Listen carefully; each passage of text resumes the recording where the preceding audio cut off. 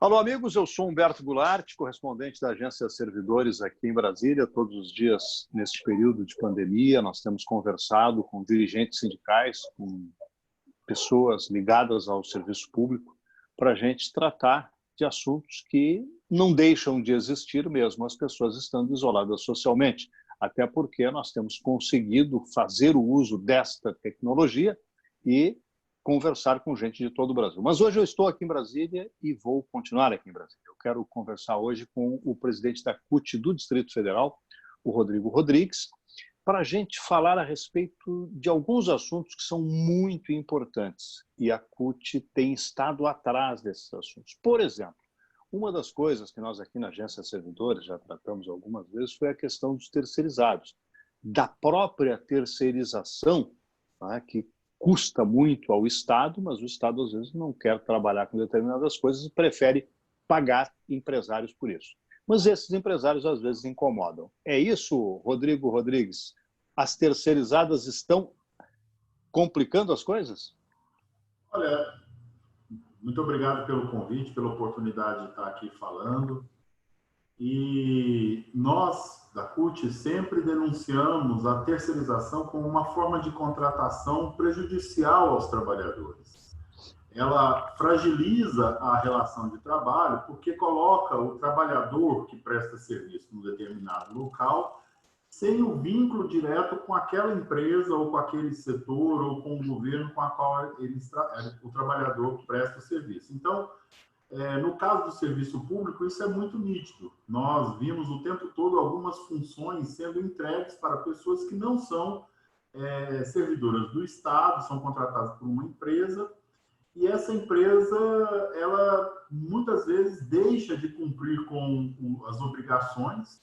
No caso de quem terceiriza para o Estado, essas empresas passam por um processo licitatório, tem todo uma burocracia de segurança, mas ainda assim enfrentamos muitos problemas com o não cumprimento de obrigações patronais a esses trabalhadores que estão trabalhando para o Estado, na verdade. Rodrigo, a gente conhece, existem várias funções que as terceirizadas contratam, às vezes pessoas especializadas, mas as mais comuns são vigilância, limpeza e conservação.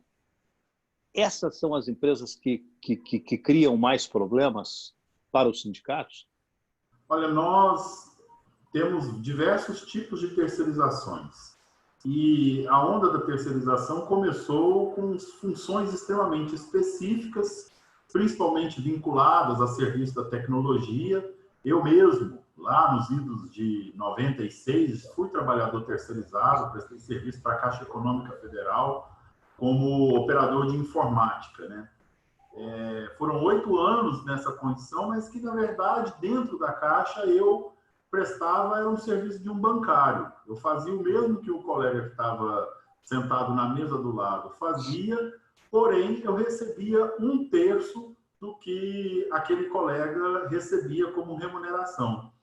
Só que o que era pago para a empresa que vendia o meu trabalho era o mesmo que se gastava com um servidor, com o escriturário concursado da Caixa.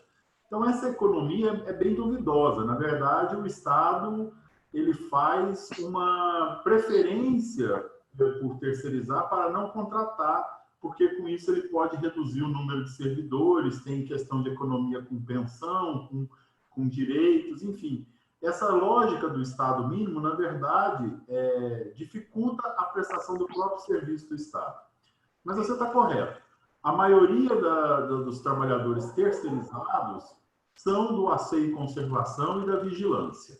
E é exatamente nesses setores em que nós encontramos a maior quantidade de problemas, de atrasos, de falta de pagamento de direitos, de empresas que fecham e deixam o trabalhador à mercê da sorte sem pagar os direitos, ou muitas vezes, pior ainda, usando os trabalhadores para pressionarem o governo para que recebam seus repasses, para que recebam aquilo que ele julga devido. Neste período da pandemia, quais são os principais problemas que vocês encontraram nessas empresas? Olha, nós da CUT, aqui no Distrito Federal, temos feito uma série de reportagens a partir do nosso site, discutindo a situação de todos os trabalhadores de várias categorias. E fizemos uma matéria específica sobre os trabalhadores terceirizados, ela está bem detalhada, com muitas informações, mas temos várias outras categorias que também têm enfrentando problema. No caso da terceirização, continua o problema de falta de pagamento de salário, de atraso de alguns benefícios, como alimentação, como transporte. Muitas vezes a gente encontra trabalhadores que não têm condição de ir prestarem um serviço porque não receberam o auxílio transporte. E temos, inclusive, situação de demissões. Nós temos, inclusive, a condição de que alguns trabalhadores que são do grupo de risco e que precisam estar afastados por conta da pandemia, da doença que estamos enfrentando nesse momento, as empresas já concederam as férias que eram possíveis, mas a impossibilidade de retomar esses trabalhadores aos seus postos de trabalho faz com que elas queiram simplesmente demitir esses trabalhadores. Esse é o mais grave de todos os problemas. O serviço de limpeza urbana no DF é terceirizado também, e a gente veio aí fazendo a denúncia, inclusive, de que houve uma demissão de cerca de 180 trabalhadores por essa situação. Que coisa impressionante. Vocês também, lá no site, eu estive vendo essa matéria, achei bastante interessante, vocês conseguiram, inclusive, resolver problemas daqueles guardas de transportes de valores. O que estava acontecendo naquele caso, Rodrigo? Olha, o serviço de transporte de valores, ele é um dos serviços talvez mais específicos dentro desse processo de terceirização, né? Porque envolve pessoas que estão lidando com alta quantidade de valores, que fazem aquele transporte do dinheiro para os bancos, mas também são pessoas que têm grande problema pela própria forma de contratação. O nosso sindicato, que representa os trabalhadores de transporte de valores, é um dos mais atuantes, que tem uma clareza da sua importância e defende bastante a sua categoria. Então, esses trabalhadores, muitas vezes expostos a riscos extremos, porque o assalto a carros fortes é uma constante, nós vimos várias notícias nesse sentido, e muitas vezes as empresas sequer querem dar ao trabalhador as ferramentas necessárias para eles fazerem a segurança do recurso financeiro dos bancos. Então, nós temos um sindicato que atua muito no sentido de garantir as melhores condições de trabalho e os direitos para essa categoria. Você me contou uma história que eu achei interessante, que você foi terceirizado da Caixa Econômica. E agora nós tratamos de agentes de carros fortes e vamos, então, tratar de Caixa Econômica Federal. A Caixa Econômica Federal está, inclusive, trabalhando horário a mais para poder fornecer o auxílio emergencial a várias pessoas. E o trabalho dentro do banco não é exatamente um trabalho natural, quer dizer, as pessoas têm que respirar o mesmo ar, o lugar é cercado de segurança, quase são paredes fechadas. Esses trabalhadores também têm tido problemas, Rodrigo?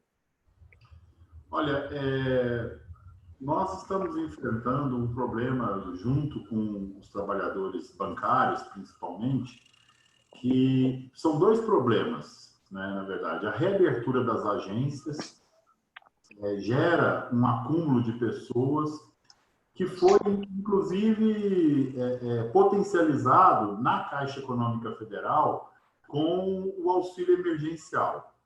A falta de informação clara do governo para aqueles que eram beneficiários do auxílio emergencial fez com que muitas pessoas buscassem as agências da Caixa para poder saber se teriam direito. Imaginemos que as pessoas que estão sem emprego, desesperadas para poderem manter a sobrevivência nesse período, com o isolamento social necessário que a gente está vivendo.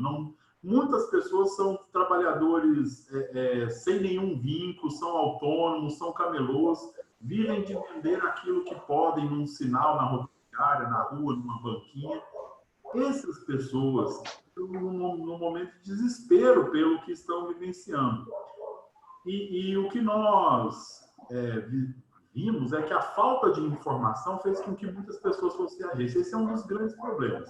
temos vários bancários que foram contaminados e o sindicato, a categoria, precisou intervir para fechar a agência naquele momento, porque os bancos sabem que teve um trabalhador ali positivado como Covid, mas mesmo assim querem manter as atividades normais, não considerando que outros podem ter sido infectados.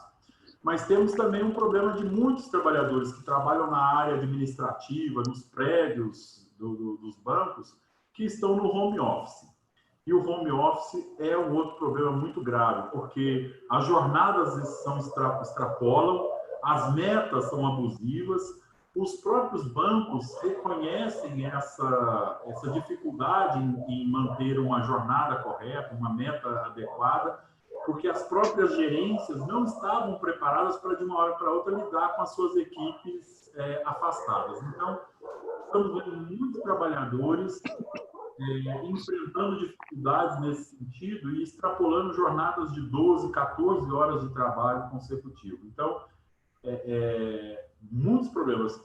Ressalto que os bancários sempre denunciaram que o home office era um problema para a categoria. E agora, a necessidade de se fazer o isolamento social e de fazer o home office está desvelando essa realidade. Rodrigo, para a gente encerrar essa entrevista, eu sempre tenho perguntado a todos com quem eu converso a respeito do novo sindicalismo. O que fazer e como fazer num momento traumático como esse e que nos tirou da possibilidade de fazer o sindicalismo boca a boca, cara a cara. Como é que vocês estão fazendo e o que você está projetando para o sindicalismo diante desta dificuldade que a gente, por enquanto, só está conseguindo resolver pela TI, não é? Utilizando os apps?